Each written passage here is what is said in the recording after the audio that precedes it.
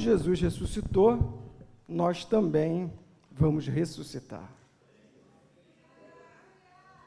Como Jesus ressuscitou, você também vai ressuscitar. E eu acho que você pode falar para quem está aí do seu lado, olha só, assim como Jesus ressuscitou, você também vai ressuscitar.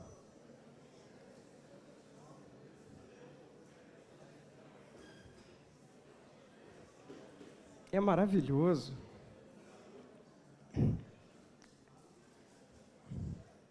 Se você trouxe a sua Bíblia, vamos abrir em 1 Coríntios, capítulo 15. 1 Coríntios 15 será o nosso texto-chave. E ali nós vamos seguindo a argumentação de Paulo. Enquanto você vai abrindo, vai manuseando as Escrituras, eu vou tentar te dar um pano de fundo do que acontecia. A igreja de Corinto era na Grécia, e a Grécia trazia toda aquela cultura dos filósofos gregos. Alguns deles afirmavam que a alma era imortal, e que o corpo era uma prisão, era um claustro. Diziam que o corpo era o claustro da alma. Então, na cabeça dos gregos, falar em ressurreição era motivo de piada, era motivo de dar gargalhadas, porque tudo que eles aspiravam era se libertar do corpo para poder passar o resto da eternidade com a sua alma em algum lugar perfeito e ideal. Por isso, na igreja de Corinto, corria a boca miúda que não havia esse negócio de ressurreição, que isso era invenção, não existe ressurreição. A vida é aqui e agora. Isso era o que acontecia lá com eles. E não era diferente do que acontecia na cabeça dos saduceus. Não sei se vocês se lembram ou sabem que os saduceus eram vindos das famílias de sacerdotes do templo. Então, naquela época, o templo ia muito bem financeiramente, o templo ia a todo vapor, e só podia fazer parte dos sacerdotes, daquela turma que trabalhava ali, quem viesse pelo sangue. Só o herdeiro, o neto, o sobrinho e o bisneto podiam participar. E eles tinham bastante dinheiro. Como eles tinham bastante dinheiro, o que eles faziam? Eles financiavam para os filhos o estudo nas melhores universidades da época. E qual era a filosofia vigente? O helenismo também. Então, eles aprendiam na faculdade a filosofia grega e acreditavam em quê? Que a pior coisa que podia acontecer era a ressurreição. Por isso, os saduceus afirmavam que não existia ressurreição. E vocês lembram que um dia eles foram falar com Jesus e inventaram aquela história engraçada de um homem que se casou, a esposa dele ficou viúva quando ele faleceu, então o irmão a tomou e fizeram isso 7 vezes, e eles inventaram uma questãozinha engraçada para tentar colocar Jesus na parede, e falam, e quando vier a ressurreição, de quem ela vai ser esposa, já que os 7 a desposaram? E Jesus fala, rapaz, vocês estão errando porque não conhecem nem a Escritura, nem o poder de Deus. E ele traz um mistério. Quando ressuscitarem dos mortos, eles não se casam, nem se dão em casamento, mas são como os anjos de Deus, são filhos da ressurreição, filhos de Deus. E depois ele completa. Por que ele usou essa passagem? Porque os saduceus, eles eram tão chatinhos que eles achavam que inspirado era só os 5 primeiros livros da Bíblia, o Pentateuco. Então, Jesus usou uma passagem do Pentateuco para provar que tinha ressurreição. Então, ele fala, vocês não viram o que Deus falou na sarça ardente? Eu sou o Deus de Abraão, Deus de Isaac, Deus de Jacó. Então, ele não é Deus de mortos, ele é Deus de vivos. E Jesus também afirma com todas as letras que ele ressuscitaria aqueles que crescem nele no último dia.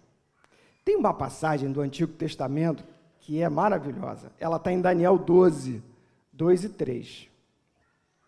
No Antigo Testamento, essa questão da ressurreição, ela passa muito de longe, ele tangencia, fala uma coisinha aqui, mas em Daniel, nessa parte de Daniel, o texto é muito claro.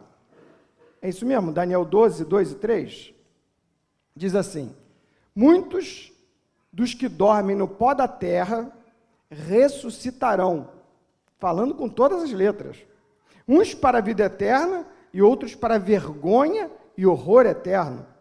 Os que forem sábios, pois, resplandecerão brilho, e lá na frente Paulo vai falar disso, como o fulgor do firmamento, os que há muito conduzirem a justiça como as estrelas, sempre e eternamente. E João 6 diz assim: de fato, a vontade do meu Pai é que todo homem que vir o Filho e nele crer tenha a vida eterna, e eu o ressuscitarei no último dia. Uau!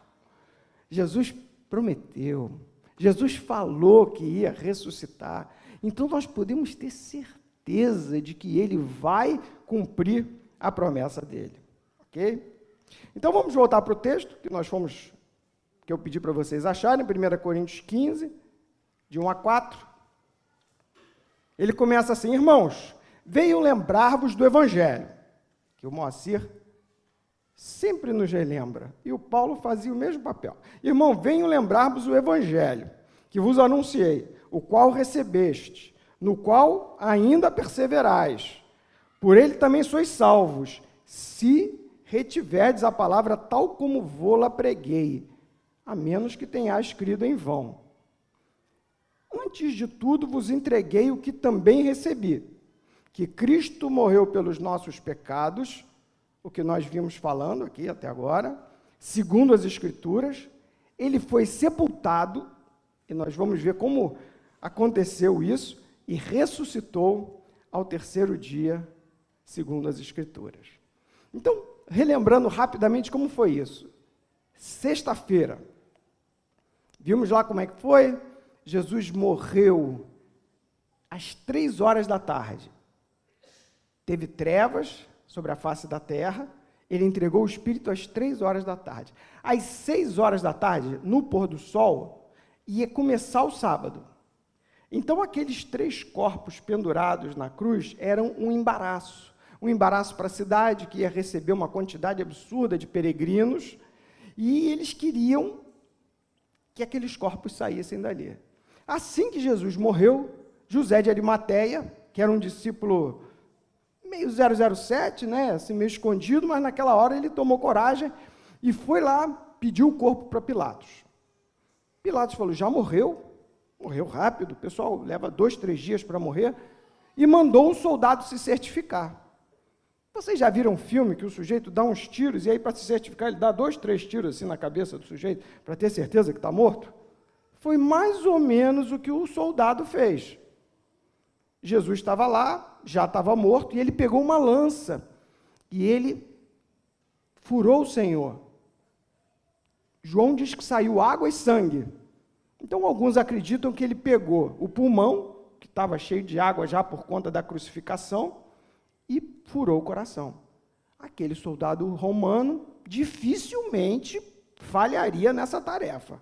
Então, Jesus morreu e foi morto de novo. Estava bem morto, não tenha dúvida. E ele foi traspassado por aquele profissional da morte, que era o soldado romano. José de Arimateia e Nicodemos, eles se prepararam, se estruturaram, e o Nicodemos trouxe um monte de perfume, um monte de especiarias, enrolou o corpo de Jesus num tecido fininho, num tecido de linho, e eles colocaram Jesus num túmulo que José de Arimateia tinha comprado para ele há pouco tempo. É quase como você comprar um apartamento. Ele comprou um túmulo novo, ninguém tinha sido colocado ali. E eles tinham pouco tempo para fazer todo esse processo, porque passou o pôr do sol, ninguém mais podia trabalhar. E nesse momento que os homens estão trabalhando, as mulheres estavam acompanhando. As mulheres estavam de olho, elas foram atrás, elas viram onde colocaram o corpo. E elas também prepararam as especiarias, porque elas queriam fazer uma cerimônia chamada embalsamamento, que não é igual a que os egípcios faziam. Era um processo mais simples, mas de envolver com muitos perfumes o corpo. E elas queriam fazer essa última homenagem. Mas assim que o sol se pôs, elas pararam de trabalhar para poder guardar o sábado. Quando entrou o sábado, aqueles homens que não podiam trabalhar no sábado foram lá pedir a Pilatos uma escolta de guardas para tomar conta do sepulcro, para ter certeza. Então, Pilatos liberou uma turma de soldados, eles selaram o túmulo e ficaram montando guarda. Passou o sábado inteiro. Falamos aqui, né?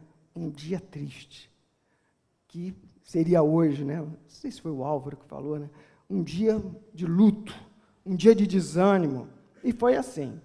Mas mal o domingo começou, o primeiro dia da semana, assim que acabou o sábado, o sol ainda não tinha surgido quando aquelas mulheres já estavam decididas a usar aqueles perfumes que elas fizeram para ir lá e finalmente completar o trabalho, a homenagem que elas tinham preparado para Jesus. E quando elas chegaram, um terremoto tinha acontecido. Diz assim Mateus 28, 2 e 4. Eis que houve um grande terremoto, porque um anjo do Senhor desceu do céu, chegou-se, removeu a pedra e assentou-se sobre ela. Olha que relato curioso. O seu aspecto era como um relâmpago, a sua veste alva como a neve, e os guardas tremeram espavoridos e ficaram como se estivessem mortos. Olha essa descrição. Então, só para a gente pegar um pouquinho, que daqui a pouco a gente vai precisar disso. Qual é a descrição dos anjos? Eles pareciam um relâmpago, talvez parecia que eles tinham uma glória, um brilho próprio, eles brilhavam. Lembra quando Jesus estava na transfiguração, que ele brilhava? Uma outra passagem fala que eles eram jovens, a roupa deles era branca, mas era tão branca que parecia uma luz, alva como a neve. Alguém falou que era como nenhum lavandeiro podia alvejar. E os anjos eram tão poderosos que aqueles valentes soldados ficaram como se estivessem mortos diante dos anjos. Montamos aí como é que eles eram? E aí saiu aquela turma de mulher para visitar o túmulo, várias delas. Maria Madalena, eles dão uma lista lá, né? Maria, mãe de Tiago, que é chamado de o menor, Salomé, Joana e outras. Montou a turma, mulherada. Mas não tinha um homem, Rodrigo. Não tinha um homem, só as mulheres. Jesus não faz acepção de pessoas. Quem foi visitar ele? As mulheres. Quem viu ele primeiro? As mulheres. Gente, quando as mulheres se juntam para adorar, ninguém segura. Quando as mulheres se juntam para buscar o Senhor, gente, que poder. Jesus não recusa de maneira nenhuma a adoração e a devoção de uma mulher. Não sei se vocês sabem, mas naquela época, as mulheres não tinham credibilidade. E você inventar uma história, tanto que quando Paulo conta, a gente vai ler em 1 Coríntios 15, ele não fala que ele apareceu para as mulheres. Qualquer um que fosse contar aquela história, ele ia evitar falar que era das mulheres. E se alguém tivesse inventado a história da ressurreição de Jesus, nunca que ia dizer que Jesus apareceu e falou com as mulheres.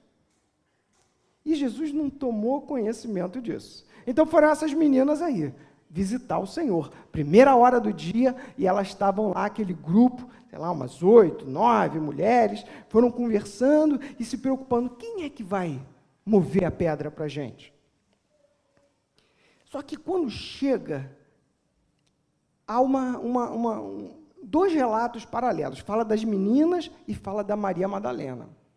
Então, como que a gente consegue harmonizar essa narrativa? Eu vou começar falando da Madalena. A Madalena chegou junto do grupo. Aí agora eu vou ler João 21. Diz assim: no primeiro dia da semana, Maria Madalena foi ao sepulcro, de madrugada, sendo ainda escuro, e viu que a pedra estava removida. Maria Madalena é engraçada. Quando ela viu que a pedra estava removida, eu vou ler aqui o texto que é melhor eu ler do que eu contar. Olha só, aí vai João 22. Então correu e foi ter com Simão Pedro. Então todas as mulheres chegaram para ver e ficaram por ali. A Madalena não. Ela viu que estava removida, saiu correndo e foi conversar com Pedro. Então correu, foi ter com Simão Pedro e com outro discípulo, que é João, a quem Jesus amava, e disse-lhes: tiraram do sepulcro o Senhor e não sabemos onde o puseram. Ela queria providências. Cadê o corpo do Senhor? Isso não se faz. Saiu, pois, Pedro. Olha a ajuda que Pedro deu. Saiu correndo e deixou ela para trás. Ó. Saiu, pois, Pedro e o outro discípulo e foram ao sepulcro. Disparados, que nem dois, foram apostando corrida. Pode ver. Ele fala, um chegou antes do outro, né? Então, o João saiu correndo, Pedro também, e a Maria Madalena foi atrás, né? Ei, foram embora, né? Vim aqui avisar vocês saem correndo, me deixam para trás. Né? Chegou lá, então, ó, ambos corriam juntos, mas o outro discípulo correu mais depressa do que Pedro, questão de corrida. E chegou primeiro ao sepulcro. Deixa eu ver se está aqui o texto. Então ele chegou, parou, não entrou, viu que o sepulcro estava daquele jeito. Então entrou também o outro discípulo. Chegou, Pedro passou por ele igual uma flecha, olhou e viu que de fato o túmulo estava vazio. Pedro viu. E aqui, ó, João 28 fala assim, então também entrou o outro discípulo, que chegara primeiro. Quem ganhou a corrida? E ele registrou, gente. Então, entrou também o outro discípulo, que chegara primeiro ao sepulcro, viu e creu. E ele também fala, ó, tem um monte de gente lá que foi repreendido porque não creu. Eu criei. Aqui, ó, viu e creu. E fala o quê? E voltaram outra vez os discípulos para casa. Então, eles esperaram a Maria Madalena? Não. Eles foram com ela para o sepulcro? Não. Eles apostaram corrida, viu o que eles quiseram e foram embora. E a Maria Madalena? Voltou para o sepulcro, né? Foi lá, avisou a eles, não tomaram providência nenhuma, não fizeram nada, não falaram com ela, então vamos voltar para Maria Madalena. João 20, 11, diz assim, você vai ver que a Maria Madalena está meio zangada, ok? Acompanha comigo. Maria, entretanto, permanecia junto à entrada do túmulo. Ela viu que aquele negócio estava zoado, alguém tinha mexido, aquelas mulheres que foram com ela já tinham chegado enquanto ela foi lá e voltou e saíram. E ela chegou e estava lá o túmulo violado, ok? Maria, entretanto, permanecia junto à entrada do túmulo chorando. Entretanto, chorava, abaixou-se e olhou para dentro do túmulo e viu dois anjos vestidos de branco, sentados, um onde o corpo de Jesus fora posto, um à cabeceira e outro aos pés.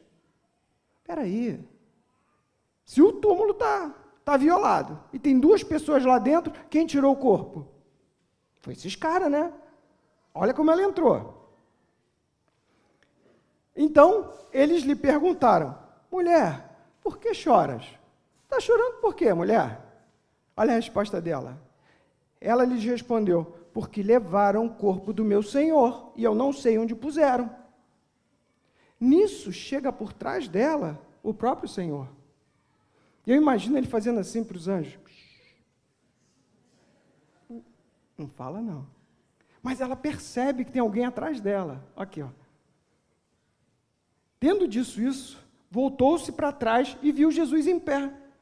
Mas não reconheceu que era Jesus. Perguntou-lhe Jesus, mulher, por que choras? Jesus e os anjos falam quase sempre a mesma coisa. Os anjos mandaram ir para Galileia, Jesus mandava ir para Galileia. O fio de hierarquia, a unidade no céu é perfeita. E os dois estão em sincronia exata. Jesus pergunta a mesma coisa. Mulher, por que choras? A quem procuras? Olha ela a resposta. Ela, supondo ser ele o jardineiro, respondeu, Senhor, Se tu tiraste, dize-me onde puseste que eu levarei. Fortuna, né? Vai lá, pega o corpo, bota nas costas, traz, né? E nessa cena de Jesus olhando aquela mulher indignada, porque o corpo do Senhor dela tinha sumido, disse-lhe Jesus, Maria. Ela voltando-se, disse em hebraico, aquela mulher desabou, cara. Era ele, estava diante dela. Ela falou, Raboni. Jesus estava na frente dela. O mestre, ela foi procurar um morto, mas ela encontrou ele vivo. Ele estava ali e se revelou para ela. O anjo estava ali para dar o recado, mas no caso dela, o próprio Senhor resolveu encontrar com ela. Ele não precisa de recado. E ela viu o Senhor, e eu imagino que aquela mulher pulou em cima dele, né? Eu acho que eu ia pular também. Aí Jesus falou, olha, peraí, não me detenhas. Você imagina a loucura que foi aquela mulher ver Jesus. Jesus estava vivo. E pá, pulou para cima dele e falou, calma, não me detenhas, porque ainda não subi para o Pai. Mas vai ter com meus irmãos, diz-lhes, subo para o meu Pai e vosso Pai, para o meu Deus e vosso Deus. Deu um recado para ela ter uma tarefa. Imagina o coração dessa mulher. Imagina você olhar aquele que parecia que estava tudo perdido no sábado, e você vê que ele venceu a morte, como ele tinha dito, como ele tinha avisado. Montamos o quadro da Maria Madalena. Em paralelo, tinham chegado as mulheres junto dela. Então, enquanto ela foi chamar Pedro, aquela mulherada foi e ficou por ali. Tá? Enquanto elas... Deixa eu ver se eu copiei o texto. Copiei. Então, vamos lá. Enquanto elas estavam ali, elas viram os anjos. E os anjos, vocês já foram em museu, que tem uma pessoa que fica ali para dar recado? Aí você encosta do lado, a pessoa fala assim, esse daqui foi o monumento, o senhor Joaquim da Silva, ele foi que usou esse canhão aqui para atirar ali e tal, vem dar uma olhada aqui e tal, ele derrubou uma esquadra inteira e tal. E os anjos estavam ali para dar o recado. As mulheres chegaram, ele falou, vem cá, por que vocês estão procurando aqui no lugar de morto aquele que está vivo? Vem ver o lugar onde ele estava. Ele estava aqui. Olha, ele não está mais não, ele ressuscitou. Vocês lembram que ele tinha falado que ele ia ressuscitar depois de 3 dias? A gente lembra. Então, meninas, corre lá, fala que ele vai encontrar todo mundo na Galileia. Vai!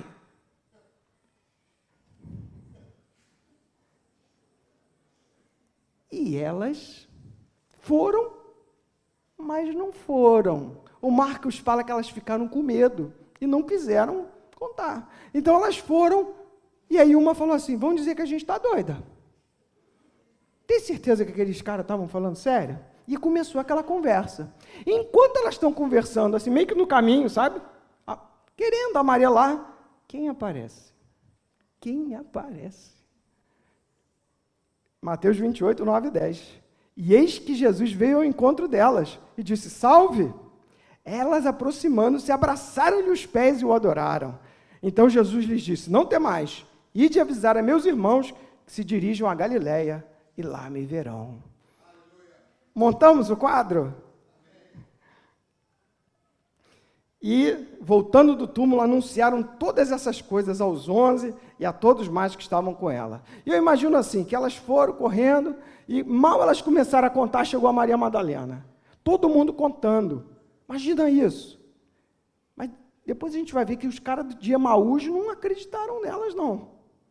E elas chegaram, eu vi o Senhor, eu vi o anjo falou comigo, um estava sentado em cima da pedra, o outro estava lá, ele parecia um relâmpago, o rosto dele brilhava, e ele falou que o Senhor não estava mais ali. Quando eu olhei, era o próprio Senhor que estava diante de mim, era Jesus, eu tenho certeza. E a outra falava, era isso mesmo. Aí chegava Maria Madalena e falava, eu vi, ele falou comigo. Eu pensei que fosse o jardineiro, já estava zangada com ele, mas quando eu vi, era o próprio Senhor, e aquele burburinho, elas contando. E foi aquela chegada. Domingo à tarde. Isso tudo foi domingo, primeira hora do dia.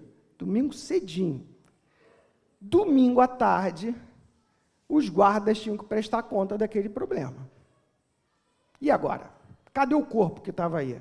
Um guarda olhou para o outro e falou, olha só, rapaz, tu viu aquele cara que apareceu? Minha perna ficou bambinha, quando viu eu estava no chão.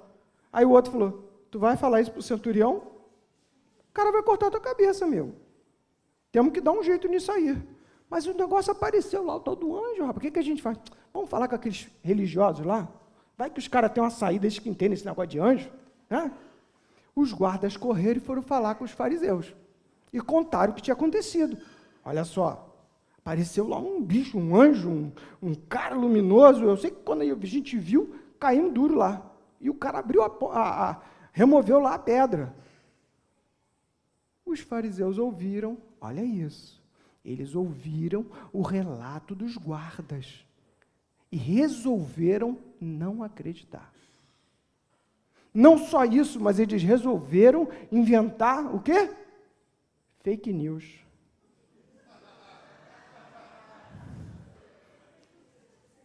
Começou aí. Fake news. Inventaram uma história. Olha só, vamos combinar aqui um negócio. Quando vierem perguntar, fala que vocês caíram no sono, vieram os discípulos de Jesus, tudo com aquela roupa ninja, sabe qual é? Desceram no rapel, entendeu? Botaram cloroforme na cara da gente, removeram a pedra, era um estilo Missão Impossível, e levaram o corpo. Tá bom, mas e os superiores? Não, deixa que a gente resolve. E ficou até hoje essa história que eles inventaram. E no finalzinho da tarde também, Jesus aparece para o Pedro. Olha que moral. Então, a primeira mulher que viu Jesus, Maria Madalena. O segundo povo que viu Jesus, aquela mulherada. E o terceiro que viu Jesus, Simão Pedro. Aquele que tinha negado, cara. Aquele que estava acabado, com o coração dilacerado, achando que não servia mais. Pois Jesus foi encontrar com ele, cara. Foi o primeiro homem a ver Jesus. E quando o sol já estava se pondo, tinham dois sujeitos que estavam saindo de Jerusalém e caminhando para Emaús. E eles estavam lá conversando, sabe?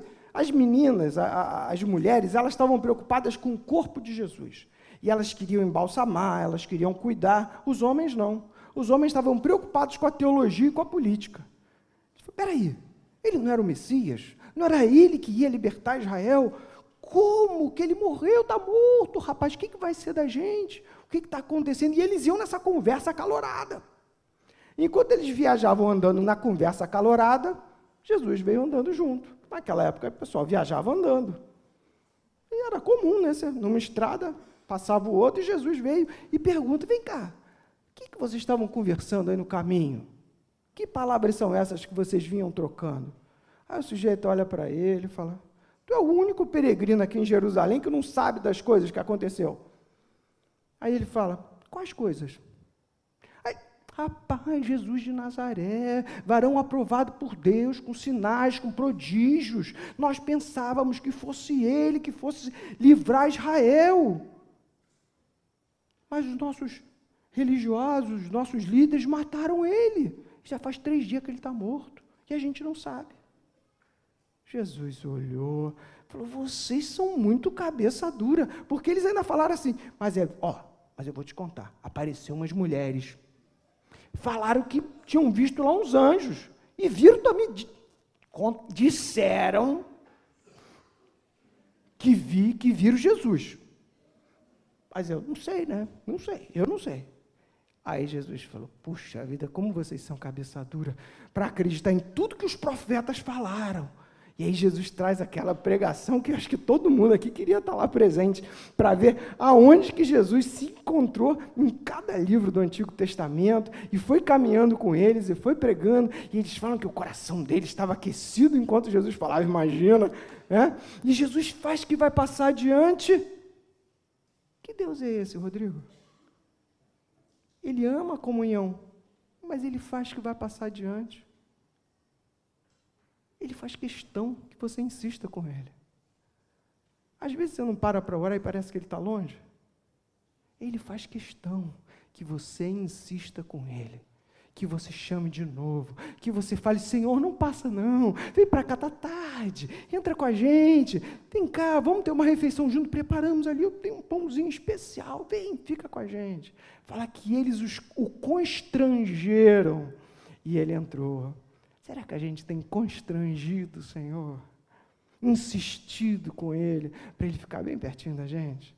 Então eles foram, Jesus chegou, partiu o pão, quando ele partiu o pão, eles viram, é o Senhor, ele desapareceu. E esses caras ficaram doidos, falando, era o Senhor. Sabe o que eles fizeram? Eu vou ler agora o texto, Lucas 24, 33. Na mesma hora, levantando-se, voltaram para Jerusalém, onde acharam reunidos os 11 e outros com ele.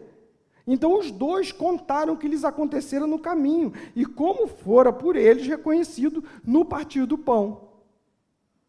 Ao cair da tarde do primeiro dia, aqui, peraí, não falou, mas eles também estavam falando, o Pedro já encontrou com ele também. Ele estava nessa conversa.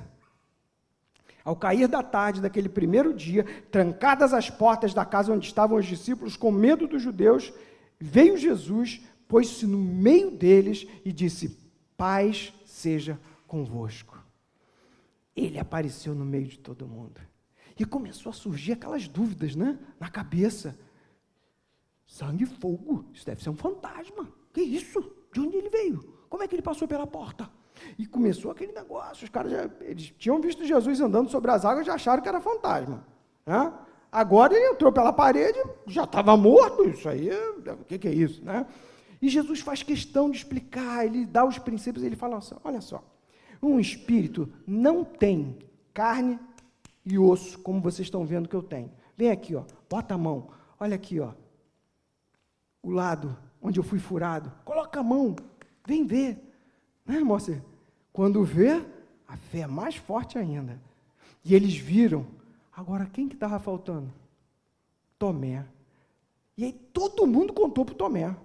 O Tomé falou, se eu não vir, se eu não botar o dedo, eu não acredito. Então agora eu estou em João 20, 24. Ora, Tomé, um dos 12, chamado Dídimo, não estava com eles quando veio Jesus. Disseram-lhe então os outros discípulos, vimos o Senhor. Mas ele respondeu, se eu não vir nas suas mãos o sinal dos cravos, e ali não puser o meu dedo, se eu não puser a mão no lado, de modo algum acreditarei. Aí agora, na nossa cronologia, 8 dias depois. Então, isso tudo aconteceu no domingo da ressurreição. Jesus apareceu para eles em Jerusalém. 8 dias depois, estavam outra vez ali reunidos seus discípulos, e Tomé com eles, estando de portas trancadas ainda, o povo ainda estava com medo. Jesus veio, pôs-se no meio deles, paz seja convosco. E primeiro foi direto no Tomé, né? Tomé, põe aqui o dedo, Você tem que ser testemunha da minha ressurreição. Então, põe aqui o dedo, olha minhas mãos, chega a mão, põe no meu lado, não sejas incrédulo, mas crente. Semanas se passaram, nada do Senhor aparecer. Lembra daquela turma que foi pescar com Pedro? Acho que eram 7 companheiros que resolveram fazer uma pescaria. Estavam lá, pegaram o barquinho, passaram a noite jogando a rede para ver se pegava alguma coisa, não pegaram nada, estava difícil, estavam voltando de manhã, jururu, com fome, cansado, e chegaram na praia e tinha alguém na praia. Quem estava na praia tinha uma brasa acesa, um churrasquinho de pão, hein, Mário? Imagina participar desse churrasco. Quem preparou? Que é isso, hein? Churrasquinho. Que coração é esse dele? Ele podia ter só aparecido para falar. Ele fez questão de montar o cenário. Que praia era aquela? Aquela praia era provavelmente aonde ele chamou Pedro pela primeira vez. Aonde ele fez a pesca miraculosa. Onde ele falou, Pedro, vem comigo que eu vou te fazer pescador de homens. E ele estava ali montando todo aquele quadro. Eles vêm chegando no barco e Jesus pergunta normal de pescador, né? Pegaram alguma coisa? Não é isso que todo pescador fala, quando um passa pelo outro? Aí o sujeito levanta, né? Peguei um polvo, peguei um siri, peguei meia dúzia de peixe, normal. E ele pergunta, vocês pegaram alguma coisa de comer aí, filhos? Pegamos nada, foi ruim. Ele falou, Joga a rede do lado direito do barco. Tá bom, jogaram. Encheu de novo a rede. João, na hora, falou, é o Senhor, Pedro, é o Senhor. Pedrão, que eu não entendo por que ele se jogou na água. Diz que ele estava nu, eu acredito que ele estava com vergonha. Quando a Escritura fala que a pessoa está nua, né, é porque ela ainda está se sentindo culpada e tal. Mas ele estava literalmente ali, talvez só de bermudão, né, de sunga, não sei. E ele se jogou no mar depois de se enrolar na roupa. O barco voltou, fala que era ali, não tinha nem 100 metros, 80 metros. O barquinho encostou, o Pedrão veio, 153 grandes peixes. Quem contou esses peixes? Eu acredito que foi o Pedro. Amoadão lá no canto dele. 1, 2, 3, 4. Né? Montinho de 10. Montinho de... Né? Foi lá contar os peixes. E todo mundo ali do lado, a Bíblia fala que não ousavam perguntar quem ele era, porque sabiam que era Jesus. O corpo ressurreto dele era o corpo ressurreto, mas tinha sutis diferenças. Tinha uma pequena mudança que às vezes eles não reconheciam ele. E ali naquela praia, Jesus perguntou 3 vezes para o Pedro, Pedro, você me ama? Aí Pedro falou, o Senhor te ama. Ele falava, pastoreia minhas ovelhas. 3 vezes ele negou, 3 vezes Jesus reafirmou o chamado para o ministério. E ali Pedrão foi curado. Ok? Curou o Pedrão. Você vê que Jesus está na cola dele há muito tempo. Querido, mesmo que você falhe, o Senhor não desistiu do seu ministério, não. Mesmo que você esteja derrubado, que você já esteja querendo pendurar as chuteiras, o Senhor não desistiu de você, não. Ele não desistiu, não. E Ele vai atrás de você. Para te perguntar, você me ama? Aí você vai falar, eu te amo, Senhor. Então faz o que eu falei. Você me ama? Apacenta as minhas ovelhas. Você me ama? Pergunta para o teu irmão aí, você ama o Senhor?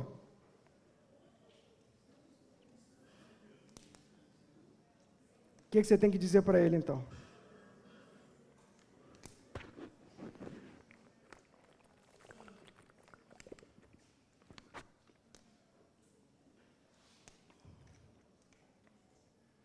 Depois de Jesus ter aparecido lá naquela praia, algum tempo depois, ele apareceu na Galileia, para onde ele mandou eles irem, para mais de 500 irmãos de uma só vez. Nós aqui somos quantos? Uns 100? Nem isso. Quantos? Imagina, quantos? 153. Grandes, né? Tá bom. Imagina 5 grupos desse aqui. Todo mundo viu Jesus. E nessa aparição dele para os 500, que Paulo fala, que a gente vai ler, ele pegou e mandou a grande comissão. Ide, pregar o evangelho, ide por todo mundo, pregar o evangelho, batizando em nome do Pai, do Filho e do Espírito Santo, ensinando-os a guardar todas as coisas que vos tenho ordenado. E eis que estou convosco todos os dias até a consumação dos séculos. Então o corpo dele agora é o quê? Eterno. O corpo dele não morre mais. E por fim, o Senhor vai, no finalzinho, já vencendo 40 dias, encontra com eles de novo em Jerusalém. Eles estavam à mesa, ele passa ali um tempo com eles, conversa mais um pouco, faz uma caminhada até Betânia, e lá ele é assunto aos céus. Então o Filho do Homem ressuscitou, Jesus está vivo, e ele voou. Foi subindo. E eles ficaram olhando para cima até ele sumir na nuvem. E os anjos, fanfarrões esses anjos. Olha a pergunta do anjo. Por que estás aí olhando para o céu, varões galileus? Ó niteroiense, por que você está olhando para cima? Como? Por que eu estou olhando para cima? Porque ele saiu voando. Pois esse mesmo Jesus que vocês viram subir, como as crianças falaram aqui, ele vai voltar. Ele vai voltar. Ele vai voltar. Aleluia. Aleluia. Agora a gente volta para o texto de Coríntios. 1 Coríntios 15, de 1 a 4. Antes de tudo, vos entreguei o que também recebi, que Cristo morreu pelos nossos pecados, segundo a Escritura, que foi sepultado e ressuscitou ao terceiro dia, segundo a Escritura. Apareceu a Cefas, agora tudo vai fazer sentido, ó. Apareceu a Cefas, depois aos 12, depois foi visto por mais de 500 irmãos, de uma só vez, dos quais a maioria sobrevive até agora. Ou seja, quem estava lendo a carta dele podia ir lá e procurar os 500 e perguntar como tinha sido. Depois foi visto por Tiago. Tiago é o que foi criado com Jesus. Dizem meio-irmão, né? Mas enfim, deixa isso para lá. E depois por todos os apóstolos, e por fim, depois de todos, foi visto também por mim, como que um nascido fora do tempo. Então, Paulo começa a construir o pensamento da ressurreição para aqueles homens que tinham uma mente ligada lá na filosofia. Ele fala, se Cristo não ressuscitou, é vã a nossa pregação, vã a nossa fé, porque se os mortos não ressuscitam, então Cristo não ressuscitou. Se Cristo não ressuscitou, é vã a vossa fé, e permaneceis nos vossos pecados. E ele ainda fala mais, ele fala, se a nossa esperança em Cristo se limita apenas a essa vida, somos os mais infelizes dos homens. Você poderia dizer isso? Ou você está aproveitando a vida? Ou você curte pra caramba? Ou você vive como quem quer aproveitar até o último segundo que a vida pode te dar? Você tem esse coração de Paulo, de quem realmente espera a ressurreição? Ou você talvez seja um pouco fanfarrão e de fato esteja só querendo aproveitar?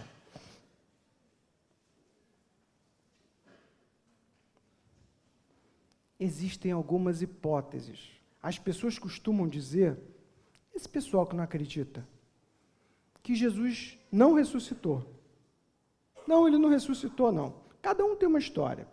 Tem uma turma que prega que Jesus não morreu, que ele tomou uma droga, ficou parecendo que estava morto, e que depois descobriu que ele não tinha morrido. Aí ele pegou, viajou e morreu lá na Índia. Aí tu vai lá na Índia, o nego montou um túmulo lá e falou, isso aqui que Jesus foi enterrado aqui.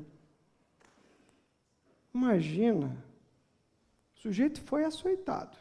Já fosse eu ali, acho que eu já ficava no açoite. Né? Depois ficou 6 horas pendurado numa cruz pregado, com um cravo dessa lapa. E depois o soldado romano ainda deu aquela conferida profissional. E vão dizer que Jesus não morreu? Essa não dá, né, gente? Essa não passa. Mas eles, às vezes, dizem que isso foi só um espírito que se materializou. Fenômeno comum no espiritismo. Se materializou. Talvez uma teofania, como a gente vê no Antigo Testamento, né? Um anjo que pegava, descia e comia churrasco. O que diferencia a ressurreição de Jesus de todos esses fenômenos? O corpo. O corpo de Jesus não estava mais lá. O corpo de Jesus é a chave da ressurreição. Porque ele sim se manifestou, parecia uma teofania, só que tinha uma questão. O corpo dele se revestiu e estava agora daquele jeito. Aí você pode falar para mim, não, mas isso aí, sumiram, deram um sumiço no corpo dele. Então, 3 hipóteses para o corpo dele. Os inimigos pegaram o corpo dele. Qual a vantagem que eles iam ter de sumir com o corpo de Jesus? Quando eles começaram a anunciar, Jesus ressuscitou, tudo que eles iam querer era pegar aquele corpo e jogar na cara dos discípulos e falar, para com essa palhaçada. Então, não faz sentido dizer que os inimigos roubaram o corpo. Segunda hipótese, os discípulos roubaram o corpo dele. Agora, você imagina que aqueles discípulos que estavam reunidos a portas trancadas, resolveram criar na cabeça deles que Jesus tinha ressuscitado, e depois disso eles viraram os valentes. Porque se você for ler Atos, aqueles caras enfrentaram aquele bando de religioso fariseu que podia matar eles, e mandou matar o Tiago.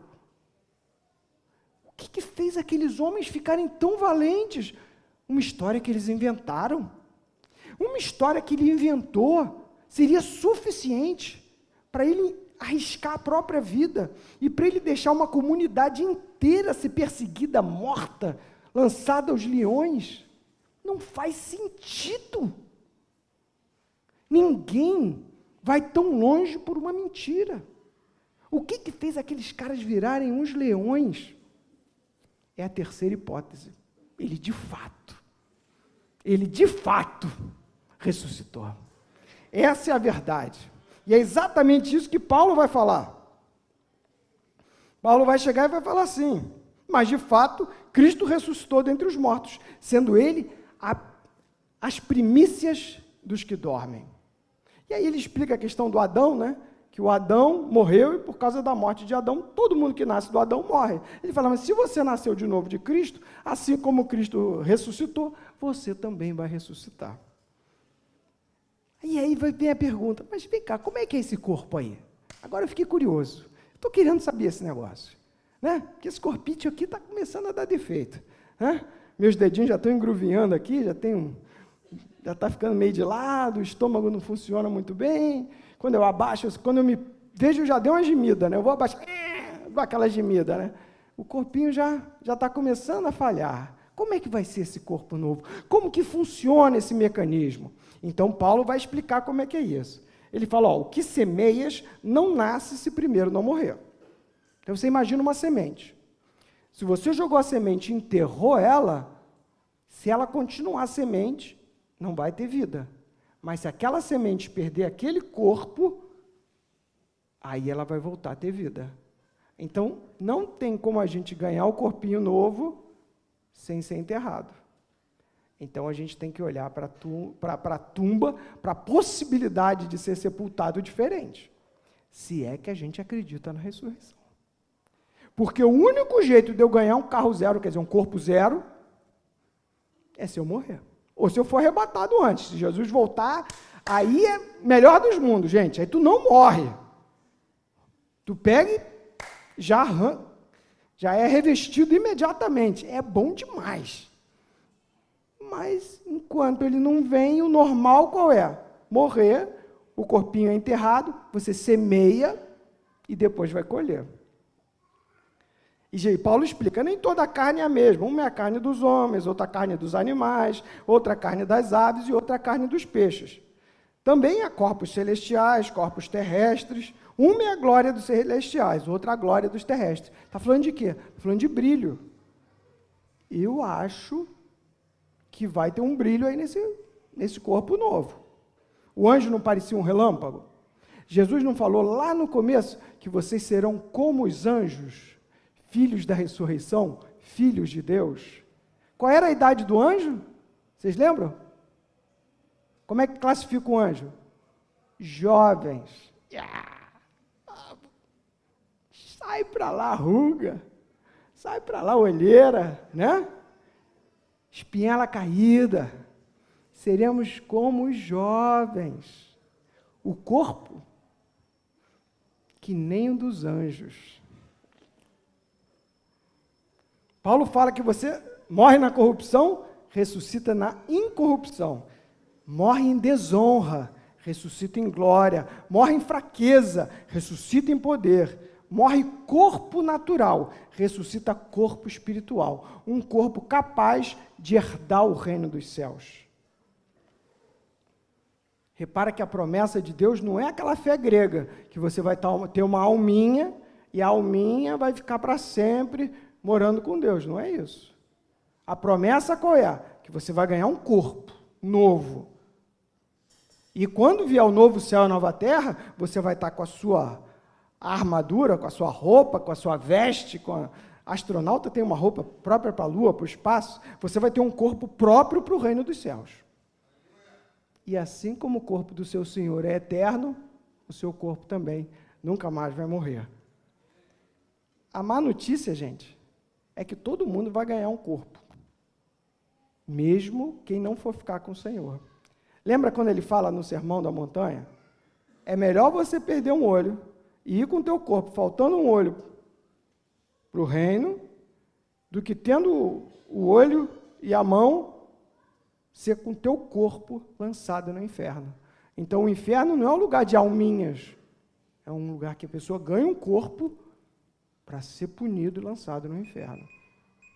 Amém.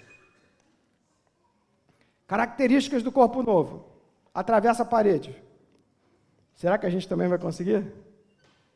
Tinha as marcas do martírio. Era de carne e osso, que é diferente de carne e sangue. Paulo fala, carne e sangue não pode entrar no reino dos céus. É um outro tipo, é um outro material, é uma outra carne, é uma outra estrutura. Não tem função sexual. Já pensaram nisso? Já pensou que liberdade é isso? Que Jesus falou, né? Que os anjos não se casam nem se dão em casamento. São como os filhos da ressurreição. Olha que sossego. Você poder, sério,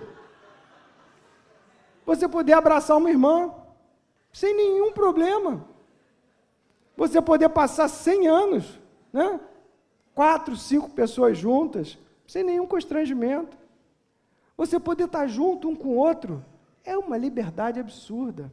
Gente, quanto que nós somos restritos? Se eu encontro uma criança que eu não conheço, e eu acho a criança simpática, eu não posso brincar com aquela criança. Por quê? Porque vão dizer que eu sou um pedófilo. É o pensamento vigente. Você não tem liberdade de se relacionar por causa da sexualidade caída. Mas com o corpo ressurreto, você tem uma liberdade de se relacionar e de se expressar absurdamente livres. Gente, é uma bênção. É maravilhoso. O projeto de Deus é lindo demais. E você vai ter um corpo eterno. E aí eu pergunto para você o seguinte: você vai querer aproveitar a vida? É isso? Você está aqui no mundo para aproveitar a vida? Você tem se empenhado em aproveitar a sua vida? Você tem se entristecido porque você não consegue aproveitar a vida? Será que foi para isso que o Senhor te chamou? Para desfrutar dessa vida? Eu acho que não. Paulo fala, eu me gastarei e me deixarei gastar pelo reino do Senhor. E a pergunta é, você tem vivido para quem? Você está confiando em quê? Você tem se gastado? Você tem se deixado gastar em prol do Evangelho, sabendo que isso aqui é rápido demais, que daqui a pouco a gente vai embora, e daqui a pouco você ganha um corpo novo, e vai viver para sempre. Você tem medo de morrer? Gente, eu tive um piripaquezinho no coração, e passei uns 3 dias lá no hospital. Eu fiquei tão assustado. E eu falei, Salomão, você não crê. Não é possível. Você não podia ficar tão assustado. Enquanto eu fazia esse estudo, eu falava, Senhor, revela no meu espírito que eu sou eterno. E, querido, eu quero dizer para você, você é eterno. Você não precisa ter pressa. Não precisa ter pressa. Você já ficou com pressa? Para que você está com pressa? Você vai viver para sempre. Para sempre. Para sempre. Eu gostaria de encerrar lendo um texto do meu querido Moacir.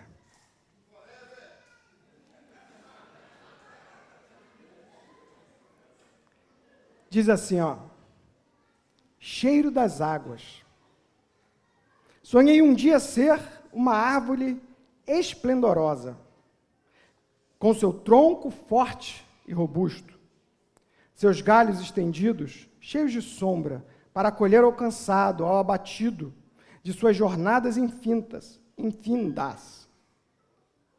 e os que estiverem debaixo das suas copas, desfrutando de suas sombras, pudessem descansar da sua viagem, libertar-se de suas aflições e agonias, receberem alento, conforto, um conselho, uma palavra amiga, para prosseguirem em sua caminhada, até o dia em que deveriam concluir a sua passagem por essa vida, e partissem para o descanso prometido, na morada eterna, junto ao Pai querido. Conscientes de que peregrinos somos, instáveis passageiros do amanhã, Como árvore robusta, gostaria de lançar raízes profundas na terra e permanecer, enquanto os outros partiam. Ficar por aqui, por mais um tempo, se possível, somente um pouco mais. Como se fosse exequível reter o que não pode ser retido. Retroceder o relógio inexorável do tempo que marca o compasso da nossa despedida. Indômita dicotomia dentro do meu ser, sentimento avassalador de querer eternizar o imponderável e temporal e saber que tenho que partir. Descubro que tenho sede da imortalidade. Não somos feitos para morrer ou desaparecer, mas para ficar e permanecer. Mas este enigma terrível de deixar de ser, que paira sobre toda a criação, sentenciou a todos nós nessa quimera e ilusão. Aspiramos vida e não a morte, alegria e não a tristeza, felicidade e não a dor, de amigos e não de separação e solidão. No entanto, tudo segue o seu ciclo e o fim está próximo. Ao despertar de meu sonho, descobri que já não sou árvore. Hoje, sou apenas uma sombra vaga, um espectro de árvore. Do que apenas fui, sou apenas um tronco, tosco e seco. Haverá esperança para mim? Um simples tronco seco, sem vida, sem sombra, sem galhos, sem frutos, sem nenhum lugar acolhedor para oferecer ao cansado e abatido para descansar de suas fadigas?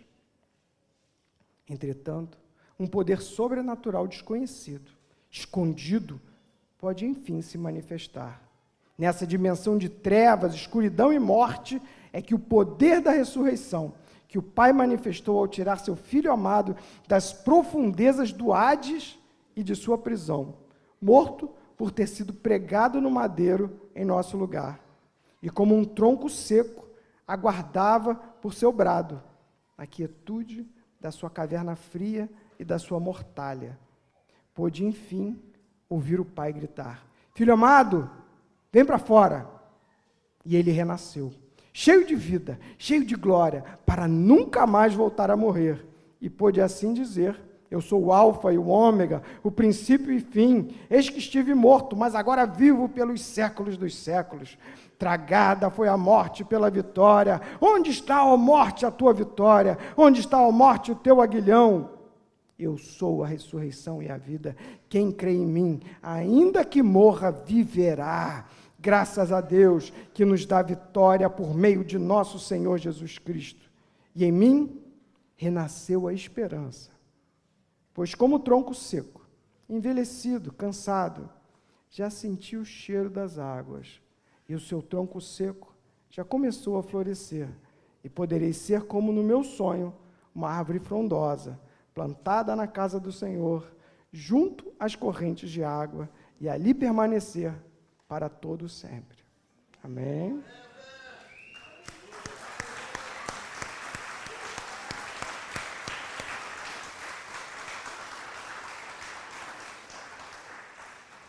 Vamos orar, pedir ao Senhor que nos dê coragem para viver como quem há de ressuscitar. Vamos orar para pedir ao Senhor que a gente não sofra, porque não somos como a turma desse mundo. Vamos orar. Abraça o seu irmão aí do lado.